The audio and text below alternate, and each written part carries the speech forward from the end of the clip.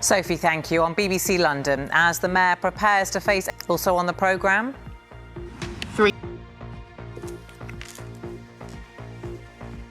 Hello, very warm welcome to the programme. I'm Samantha Simmonds. Now, the ultra-low emission zone is due to expand the whole of the capital next month. However, it is, of course, subject to a judicial review at the High Court this week. The legal challenge comes as one London council claims changes to the zone could force some care workers out of their jobs, while the Mayor says they are working to ensure that all key workers aren't worse off. Our political editor, Tim Donovan, is at Westminster for us now with the latest. Tim. Potentially, there's a lot... Well, Tim, take us through what's expected to happen when the judicial review reaches the High Court tomorrow.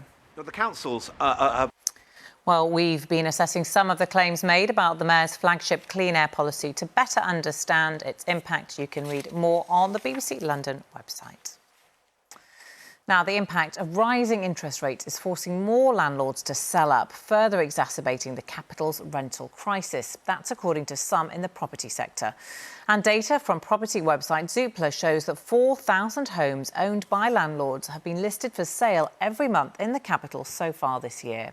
London's rents are already at record highs because of a lack of homes and increasing demand.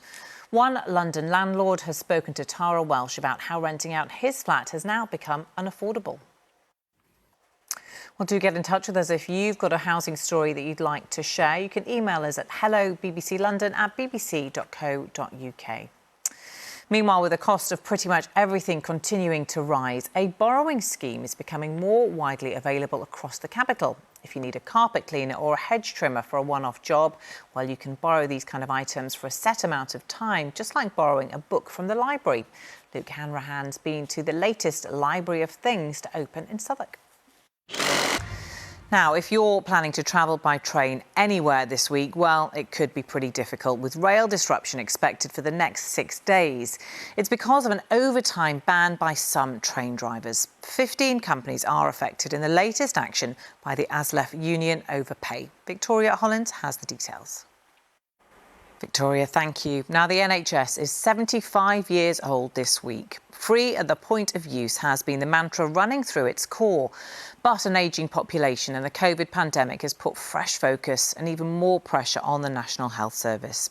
In the first of a series of special reports this week, we meet paramedic Andy, who's been working for the London Ambulance Service for more than 40 years. Thanks to Andy there. Now, 50 years ago today, David Bowie performed as his famous alter ego, Ziggy Stardust, for the very last time here in London. To mark the anniversary, a special show is being put on at the Hammersmith Apollo, where he did his last performance, which is simultaneously being screened in cinemas across the country. Wendy Hurrell explained, and just a warning that her report contains some flashing images. Time to catch up on the weather now with Elizabeth, who is lucky enough to be at Wimbledon. Elizabeth. Thank you, Samantha. Yes, I'm feeling very lucky here today, and it's... That's about it from me. I will be here later on at 10:30 with our programme then, but for now, from all of us, have a very good evening and thanks for being with us.